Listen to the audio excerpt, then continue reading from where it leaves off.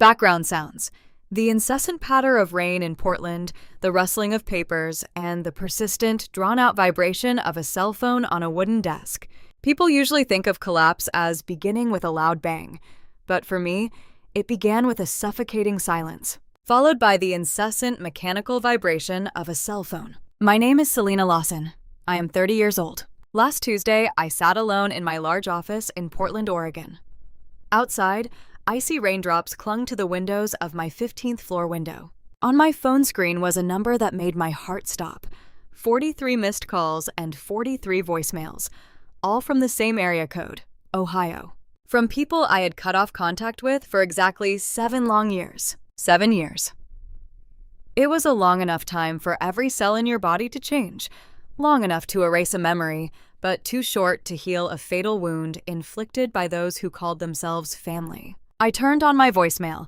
Message after message echoed in the silence. I opened my notebook, picked up a pen, and tried to find a single phrase. I searched for "I'm sorry." I searched for "How are you?" Or even "We miss you." But no one said "We're sorry." No one asked how I was doing. Every message, from my sister's startled voice, my father's trembling voice, to my mother's cold, commanding tone, all repeated just 2 words. Save Mom, save the family, help us. 7 years ago, I left my mother's house in Ridgewood, Ohio, on a night of heavy snowfall. I was 23 years old then, carrying a tattered suitcase with only $200 in cash from my night shift tips and wearing the thin clothes of my day. What did my family do after I left? They didn't look for me. Instead, my mother concocted a perfect narrative. They told everyone in that small, stifling town that I was mentally unstable. They said I showed signs of paranoia, that I had run away in a psychotic episode, and that they were praying for me. They played the roles of distraught, anxious parents and siblings, but they were never worried. They were relieved. My departure was the final piece to complete their picture of a model family, where all the trouble fell on the head of the rebellious and sick daughter. And they would have remained forever in that false sense of relief if, last week, my sister Meredith hadn't accidentally typed my name into the Google search bar. The pace slows. The voice becomes more interactive. Before I tell you what happened next, about the night their masks completely shattered in front of the whole town, I want you to pause for a second. If this story touches a hidden corner of your heart, if you too have struggled to protect your self-respect from toxic people, please hit the like button and subscribe to the channel. And please leave a comment letting me know where you're listening to this story from and what kind of evening it was. I read all your comments. Now, let me take you back to the past. Thanksgiving night, 2019. The night when all the last remaining threads of endurance in me completely snapped. Ridgewood, Ohio. A town so small that whispers at one end of the street turn into a street-wide commotion before sunset. There, everyone knows your family's business, your income, and even your hidden secrets before you realize it yourself. The Lawsons were always the epitome of perfection in Ridgewood. That Thanksgiving night, the house was bathed in warm, golden light. My mother set out the most expensive bone china dinnerware, the kind brought out only once a year. 15 relatives, aunts, uncles, cousins, packed the long dining table. My father, with his impeccable smile, circled around pouring fine red wine, while laughter, conversation, and clinking glasses filled the air, drowning out the wind whistling through the cracks in the door. I sat in the corner of the table, 23 years old, my body aching from endless shifts. At the time, I was working 2 jobs simultaneously. During the day, I worked as a telephone operator at a small real estate office in the city center, and at night, I served tables at Rosario's Italian restaurant. I worked 14 hours a day, saving every penny, not daring to buy a new coat, with only one goal: to save enough money to go back to school. Across from me, my older sister Meredith sat like a queen. She had just been promoted at a local insurance company. It was just a title change on her business card. Her salary hadn't increased a dime, but to my mother, it was a great achievement. My mother rose at the head of the table, gently tapping her silver spoon against her wine glass. The delicate clinking sound echoed, and the room fell silent. My mother's face lit up with a radiant smile. Her eyes filled with pride as she turned to my sister. To Meredith, the brightest star of our family, the one who always knows how to make her parents proud. Everyone applauded. Applause and flattering compliments filled the room. I raised my glass of water, smiling instinctively. But throughout the 2 hours of the party, no one turned to ask me, "Selena, how are you? Is work at the restaurant tiring? How are your studies going?" I sat there, flesh and blood, yet completely invisible in my own family. However, I accepted that invisibility because that evening, I came with hope. I waited. I waited until the dessert was served, until the noise had subsided somewhat after the intoxicating drinks.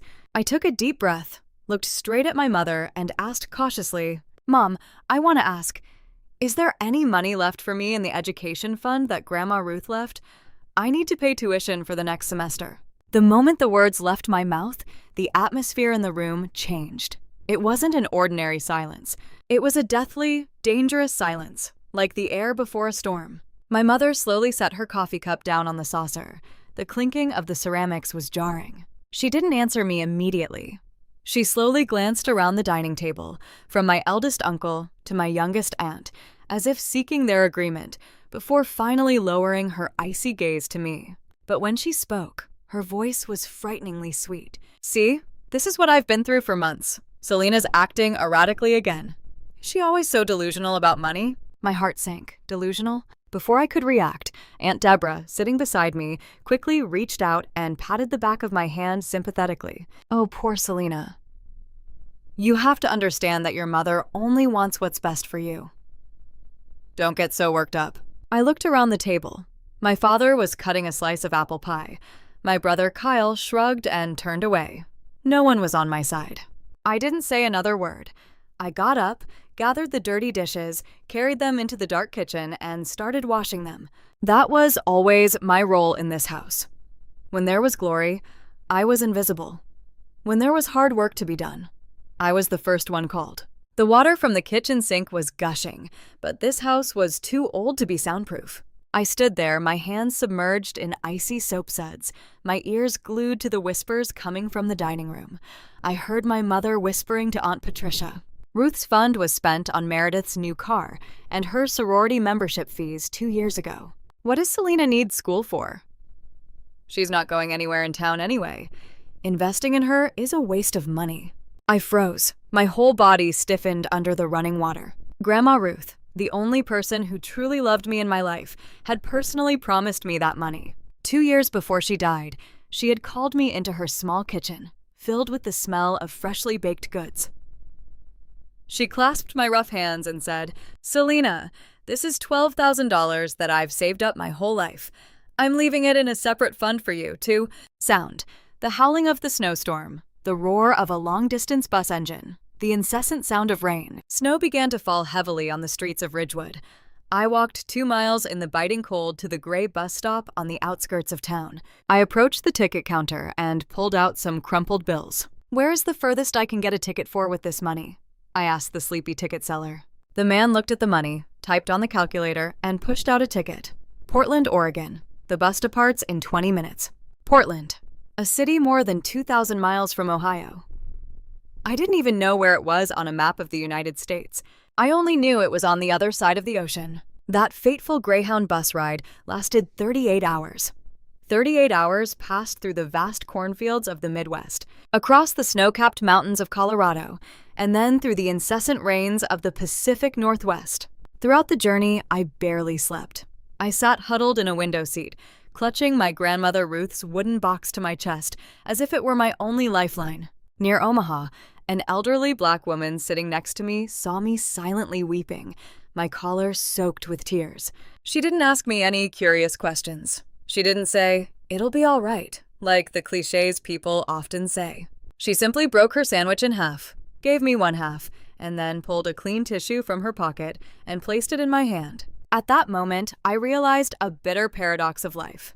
Sometimes, strangers offer you far more kindness and compassion than those you've called family for 23 years. Portland greeted me with a cold, gray winter morning. I got out of the car with swollen feet. The first night, I slept at a homeless shelter, surrounded by the cries of children and the sighs of those in desperate circumstances. The second night, I moved to a cheap motel on the outskirts, where the hallways reeked of bleach and echoed with the sound of footsteps all night long. I had no friends, No family, no credit history, nothing to rely on. The only things I brought with me were a healthy body and a fierce will to survive. Within 2 weeks, I had distributed over 50 handwritten resumes to every store and office within a 5-mile radius. Finally, I was hired as a receptionist for a small management consulting firm called Hale & Associates. The company had only 8 employees at the time, located in an old brick building in the Pearl District. My job involved answering the phone, making tea, sorting mail, and cleaning the office after hours. Minimum wage, no prestige, but for me, it was a sanctuary of freedom. 3 weeks after arriving in Portland, I decided to log into Facebook one last time to completely sever ties with the past. On my timeline, I saw a post from my mother in our family group chat. It was a picture of our happy family gathered around the Christmas tree, accompanied by the caption, "Please take a minute to pray for our poor Selena. She's going through a very difficult time and has run away from home. All we want is for her safety, wherever she is. Our doors are always open to welcome her home." Below, hundreds of comments expressed sympathy for my parents, and the first comment was none other than my brother Kyle. "She's always the attention seeker, Mom. Just ignore her." That comment received 47 likes from aunts, uncles, and cousins, those who had Thanksgiving dinner with me. I smiled, a strangely relieved smile. I deleted my Facebook account, removed my old SIM card, broke it in half, and threw it in the trash. People often talk about cutting off contact with toxic family as a brave decision, a trendy move.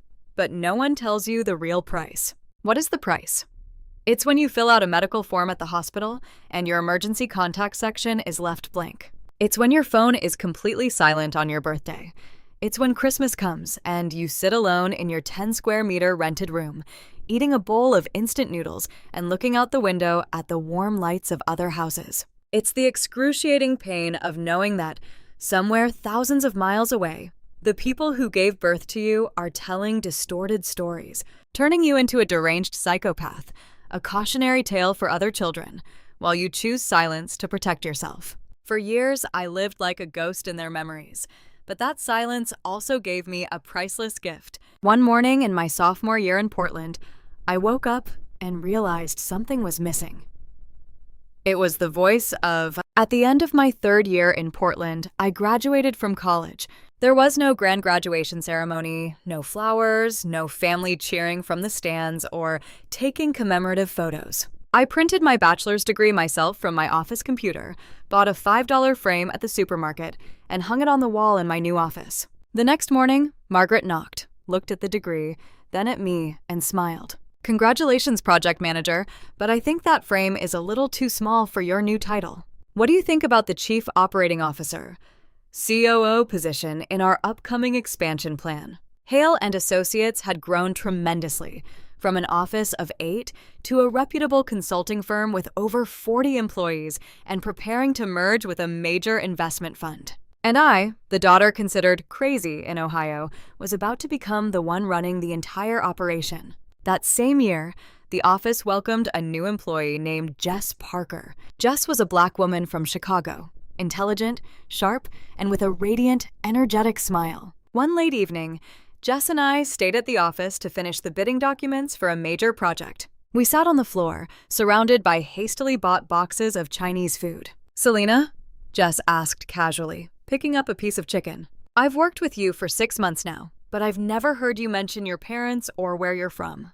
Where are you from?" Normally, I would evade the question with polite answers, but for some reason, looking into Jess's sincere eyes under the office lights, my defenses crumbled. For the first time in years, I told a stranger my whole story. I told her about the 2019 Thanksgiving dinner, the stolen education fund, my mother's insults, and the 38-hour bus ride in the snow. Jess listened silently from beginning to end. When I finished my story, I braced myself for the usual comfort. But Jess simply put down her chopsticks, looked straight at me, and said something that left me speechless. "My parents told all the relatives that I died in a car accident." I stared at Jess, dumbfounded. "What? Why?" Jess gave a bitter smile, her eyes slightly reddening. "Because at 20, I came out as gay. For a deeply religious family in a southern state, they'd rather have a dead daughter than a gay daughter. They erased me from the family tree.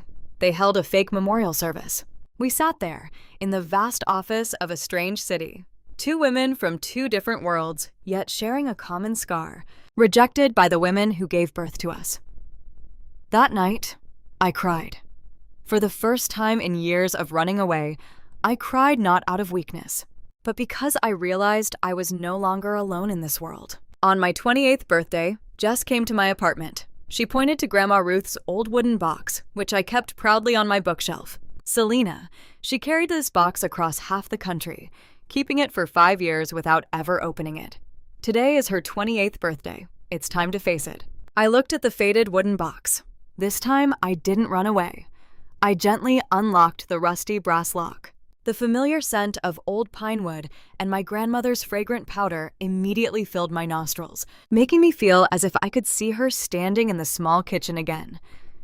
Inside the box were 3 things: her natural pearl necklace, an old photograph of me at age 6, grinning broadly with a missing tooth, and finally, a letter folded in quarters, its paper yellowed with age. I opened the letter. Grandma Ruth's handwriting trembled and scribbled on the page. My dearest Selena, if you are reading this, it means you have the courage to leave this house. That's good, my little girl. When I was your age, I wanted to leave too. I wanted to escape the suffocation and lies of this family, but I was too afraid. I chose to stay, and I paid the price with my life in regret. Don't waste your life trying to hold on to a family that's trying to destroy you. You don't owe anyone your life. Live for yourself. P.S. The $12,000 education fund is real. I knew your mother would try to seize it, so I left a copy of my will entrusted to Mr. Weatherby, my former lawyer. If you need it, ask Patricia. It is the only person in this house knows the truth, but is too scared to speak out. Be strong, my daughter. I read that letter 3 times, tears blurring the blue ink. All the knots in my heart that had been knotted for the past 5 years were finally untied. It turned out I wasn't crazy. It turned out I wasn't the delusional daughter my mother said I was. The money was real. Her promise was real. Grandma Ruth hadn't.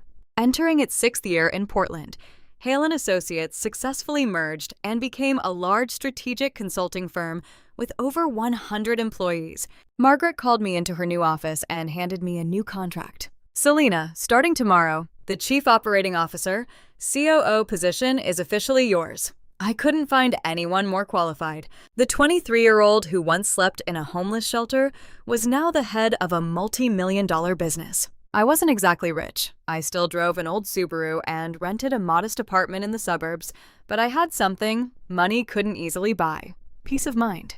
In October 2025, a prestigious regional business magazine conducted a major interview about me in its Women Who Are Changing the Face of Contemporary Business feature.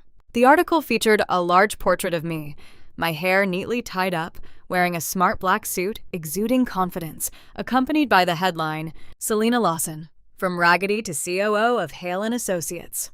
The article was published on the magazine's official website and widely shared on LinkedIn. At the time, I didn't give Ohio a second thought. I never searched for information about them. I had completely let them out of my life. And for the past 7 years, they had let me out too. Not a letter, not a call. Until March 2026. That's when Meredith typed my name into Google. Not because she missed me, not because she regretted anything, but because she was drowning in debt and needed a financial lifeline. 2 months before that, I received a surprise email from an unknown address. The sender was Aunt Patricia, the aunt who had remained silent at dinner all those years ago. In the letter, she sent me a belated apology for her cowardice in not speaking up to defend me. And she revealed to me the whole horrifying truth behind that year's education fund. Grandma Ruth had actually set up 2 separate savings accounts, each worth $12,000 for me and Meredith. But my mother, with my father's help, forged my signature while I was still underage, transferring the entire $12,000 into Meredith's account so she could afford a luxury car and lavish sorority parties. Aunt Patricia knew about it because she was the one who signed the documents at my mother's request. I sat in front of the computer screen, feeling a wave of disgust run down my spine. The $12,000 wasn't a big deal to me now, but the betrayal was terrible. My own mother had stolen my future money, and when I asked about it, she staged a whole charade, making me look like a madwoman in front of all the relatives. At the end of the letter, Aunt Patricia added, "Your mother ran for and was elected chair of the Ridgewood Community Charity Committee this year. She's planning a big fundraising dinner this spring to boost her reputation." I read it and put it aside, not thinking that this detail would relate to me. Until one April morning, Margaret walked into my office with a radiant smile on her face. "Selena, there's a fantastic opportunity for our company to expand its reach eastward. A religious and community organization in Ohio just contacted me. They're holding a big charity gala in town and would like to invite you, as a successful native, to be the keynote speaker to share about community economic development." My heart skipped a beat. I asked, my voice choked, "Which town is it, Mrs. Hale?" "Ridgewood, Ohio," Margaret replied. The word no was on the tip of my tongue. I didn't want to go back to that place full of painful memories. But at that moment, the words from Grandma Ruth's letter echoed in my ears. I chose to stay and regret it for the rest of my life. Don't let them ruin you. And then I realized that my return wasn't about escaping or seeking revenge, but about completing the final chapter of the book. About reclaiming the truth for myself and my grandmother. "Okay, I'll accept." I replied to Margaret. After Margaret left, I went online to search for information about the event. On the Ridgewood Charity Foundation's homepage, the name prominently displayed as the head of organizing committee, Diane Lawson, my mother. I texted Aunt Patricia, "I'll be the keynote speaker at the charity event on May 15th. Her reply came back immediately. "I know. I'll keep this a secret from your mother. Get ready, Selena." Increasing drama, typing, frantic phone ringing. 2 weeks before the event, Meredith happened to search my name on LinkedIn for contacts for her insurance business. She had just gone through a bitter divorce, had her assets foreclosed due to overdue mortgage payments, and was on the verge of bankruptcy. Sound. The murmur of the crowd, the clinking of glasses, the faint feedback of the microphone. Then, absolute silence. May 15th, 2026. I landed at Columbus Airport and rented a car to drive to Ridgewood. The scenery along the road was the same. Gray fields, old wooden houses. The town of Ridgewood appeared before me unchanged after 7 years. The same Rosario's fast food restaurant where I used to work until my feet were sore. The same old church. And finally, the community center hall on Maple Street. I entered the hall. Over 200 townspeople had already filled the tables. I went to the registration desk. The volunteer girl looked at my name and pushed out a formal name tag. Selena Lawson, COO, Hale & Associates, keynote speaker. Through the stage curtain, I looked down. My family sat at the center table, the most prestigious spot reserved for the family of the head of the organizing committee. My mother wore an elegant navy blue velvet dress, sitting upright, her face beaming with self-satisfaction. My father sat beside her, occasionally forcing a smile at those around them. Meredith sat there, trying hard to hide her tired, dark circles with heavy makeup, but her smile was incredibly strained. Kyle was standing and eating at the buffet area. None of them knew that the person about to step onto the stage of honor was the daughter they had expelled from their family. At exactly 7:15 p.m., Reverend Daniel Briggs stepped onto the stage, adjusting the microphone. "Ladies and gentlemen of Ridgewood, today we are deeply honored to welcome a son of our homeland. A man who grew up on these streets and, through extraordinary willpower, has become an outstanding business leader on the West Coast. Please give a warm welcome to our speaker tonight, Ms. Selena Lawson." Applause erupted throughout the hall. I took a deep breath, adjusted my suit collar, and walked from backstage straight to the center of the stage. The moment the spotlight shone on my face, I saw a sight I will probably never forget. My mother's face instantly turned from rosy to deathly pale, devoid of any color. My father's wineglass nearly fell to the table. Meredith's mouth dropped open, her eyes wide with shock. Kyle froze, the piece of cake in his hand falling onto the plate. And then, something miraculous happened. Perhaps because the article and my company's reputation had spread beforehand, or because the organizers had introduced me so formally. All 200 people in the hall rose to their feet. They gave me a standing ovation that lasted almost 2 minutes. 200 people were applauding the daughter they had heard about for the past 7 years. A madwoman, a disgrace to their family. My mother was the only one sitting motionless in her seat. She couldn't stand up. Her perfect mask had been torn off right where she was most proud. I walked to the podium, adjusted the microphone, and smiled calmly. Thank you, everyone. It's been a long time since I've been here. A few soft laughs escaped from the audience. I began my speech with utmost professionalism and confidence. I spoke about economic development strategies, about building sustainable community funds from my experience in Portland. My voice was clear and resonant, without a hint of tremor. Looking down, I saw my mother regaining her composure. She leaned her head slightly and whispered something into Meredith's ear, a calculating glint in her eyes. They thought that after this speech, they would come up on stage, hug me, and play the role of a happy family reunion to cover up their lie and, incidentally, demand their money. But I didn't give them that chance. At the end of my speech, I paused. I placed the documents on the table, looked directly at the crowd, and completely changed my tone. I grew up in this very town, I said, my voice low but incredibly clear. Perhaps some of you here still remember me. 7 years ago, I left Ridgewood on a snowy night with just $200 in my pocket and an old suitcase. The entire hall fell silent. A suffocating silence enveloped them. I didn't leave because I wanted to run away or because I enjoyed adventure. I left because staying in my home was costing me too much, my self-respect and the truth. After I left, stories were told about me. People said I was mentally unstable, that I was paranoid. I glanced at my family's table. My father's head was bowed. Meredith covered her face with her hands. My mother looked at me with hatred in her eyes, but she could do nothing. But today, standing here, I want to tell you that the only help I needed back then wasn't a mental institution, but distance. Distance to get away from those toxic lies. Running a business taught me a valuable lesson.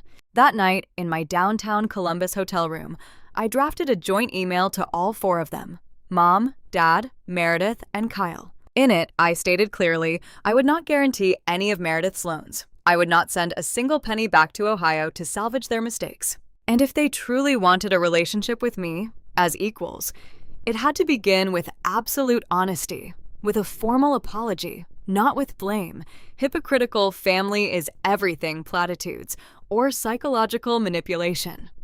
Otherwise, my answer would forever be no. A week after returning to Portland, I contacted Mr. Weatherby, Grandma Ruth's former lawyer. He was retired and living in a peaceful rural area, but when I mentioned Selena Lawson's name, he immediately recognized her. Oh, Selena. Mr. Weatherby sighed over the phone.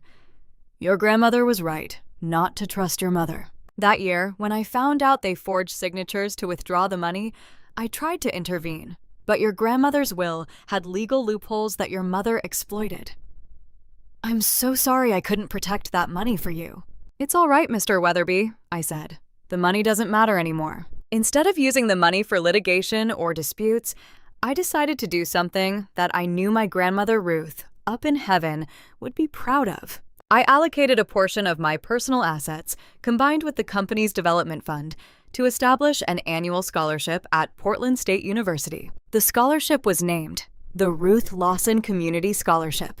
It was dedicated to students in special circumstances, children abandoned by their families, cut off from contact, children struggling alone in the world in search of knowledge. I wanted my grandmother's money not to be a tragedy, but a seed of revival for those like me at 23.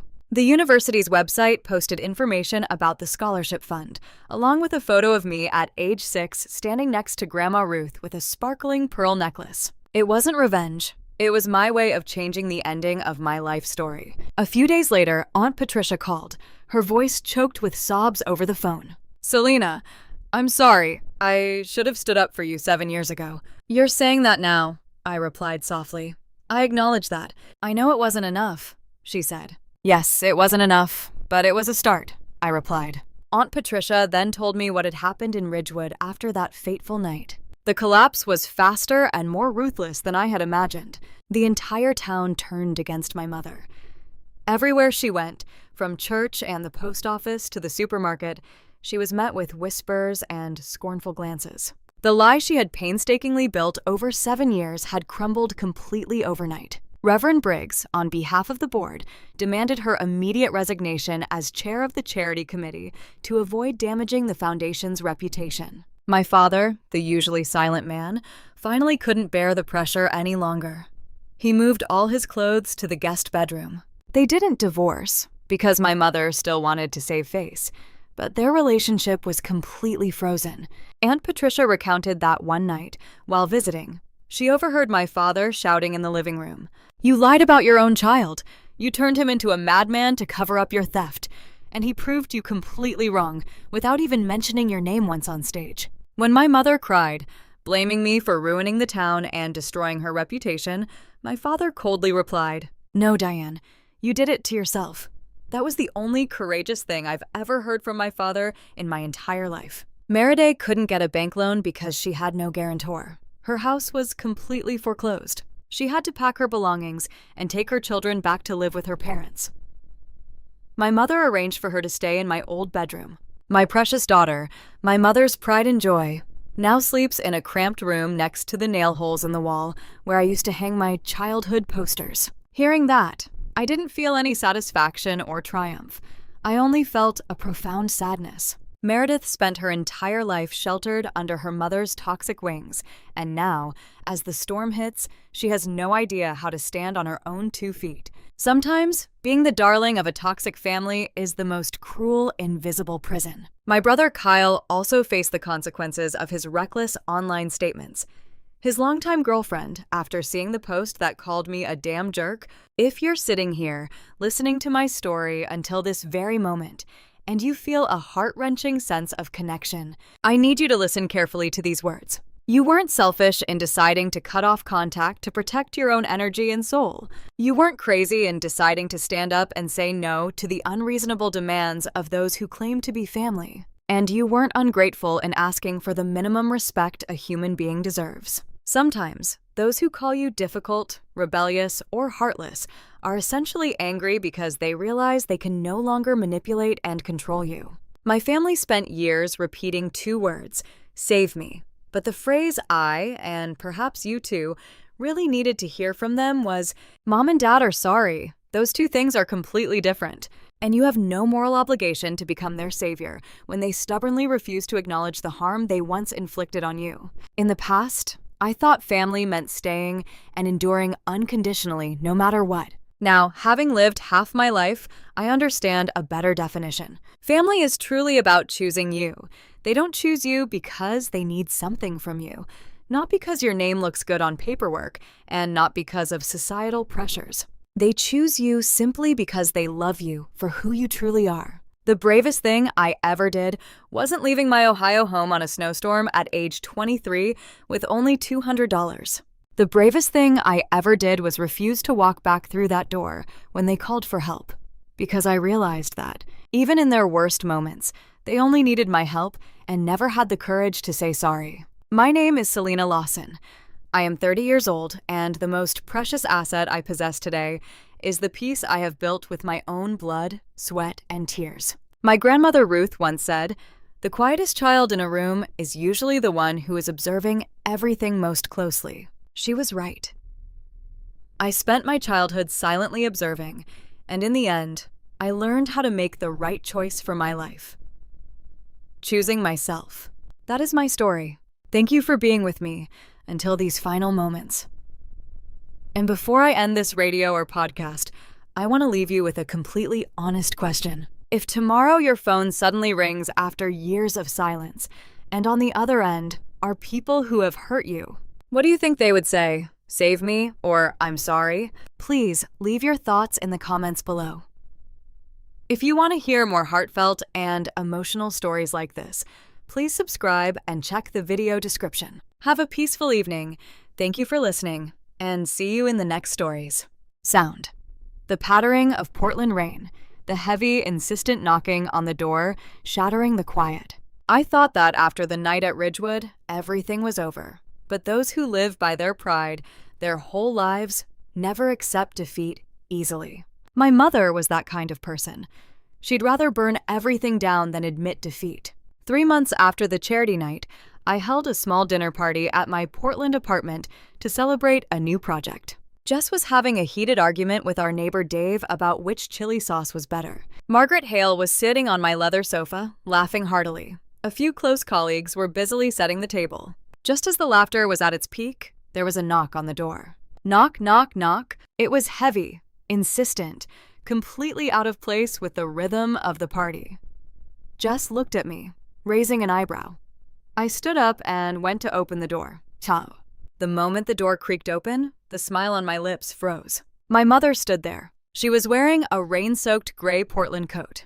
Her face was gaunt, devoid of the refined makeup of the former head of the organizing committee, but her eyes were bloodshot, glaring at me like a cornered beast. Behind her, Meredith huddled in the corner of the hallway, gaunt and unable to meet my gaze. They had driven over 2,000 miles from Ohio to my doorstep. "Mother?" I stammered, my voice faltering. My mother didn't wait for an invitation.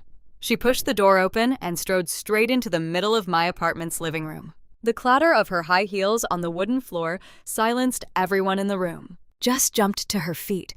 Margaret set down her glass of wine, her eyes instantly shifting to defensive mode. My mother glanced around the small room, at the mismatched dishes, at my friends of color and white, then looked straight at me, laughing a maniacal laugh. "Is this the COO of a big corporation?" she yelled, her voice trembling with hatred. "You ran away here to live this kind of life? Do you know what I lost because of your rubbish speech? Your father wants a separation. The whole town spits in my face. The charity kicks me out. Are you satisfied now?" I stood motionless in the doorway, my hands gripping the doorknob so tightly my knuckles turned white. My stomach churned, but an invisible thread of reason held me back. I was no longer the 23-year-old sobbing in the kitchen all those years ago. "Did you come here just to say these things?" I said, my voice surprisingly cold. Meredith stepped forward from behind, grabbed my mother's sleeve, and cried, "Mom, stop it! Selena, please, the bank has taken our house. Mom and I have to rent a dilapidated apartment in the suburbs. Our family is ruined. You have money, you have status, all you need to do is sign your name. How can you be so cruel?" My mother pushed Meredith's hand away and moved closer to me. Her breath, thick with bitterness, blew against my face. "She won't sign, Meredith. Don't you see she's taking revenge on us? She hates me because I used that old woman Ruth's money." She pointed directly at me, her voice hissing. "Listen carefully, Selena. No matter how capable you are, the blood flowing in your veins is mine. You won't escape this house. If you don't help Meredith, I'll stand outside your company every day and tell all your partners that their COO is an unfilial, cold-blooded person who abandoned her mother and sister to homelessness." It was a direct threat, a fatal blow to the career I had risked my life to build in Portland. The room fell into a suffocating silence. I could hear my heart pounding in my chest. From behind, Jess was about to step forward, but Margaret stopped her. Margaret looked at me, nodding slightly as if to say, "You can handle it." I looked straight into my mother's eyes. For the past 30 years, those eyes had been a source of terror, making me feel small and guilty. But at this very moment, looking deeply into it, I no longer saw power. I only saw a pathetic, failed woman, struggling in the mire of her own lies. I slowly released my grip on the door and walked to the bookshelf. I picked up Grandma Ruth's wooden box, opened it, and pulled out a small stack of documents I had printed last month, a copy of the money transfer records with my forged signature, provided by Aunt Patricia, along with a copy of Grandma's original will. I stepped closer and placed the documents directly against my mother's chest. She instinctively caught them. "What is this?" My mother frowned. "It's proof that you forged a minor's signature to seize property 10 years ago," I said, my voice eerily calm.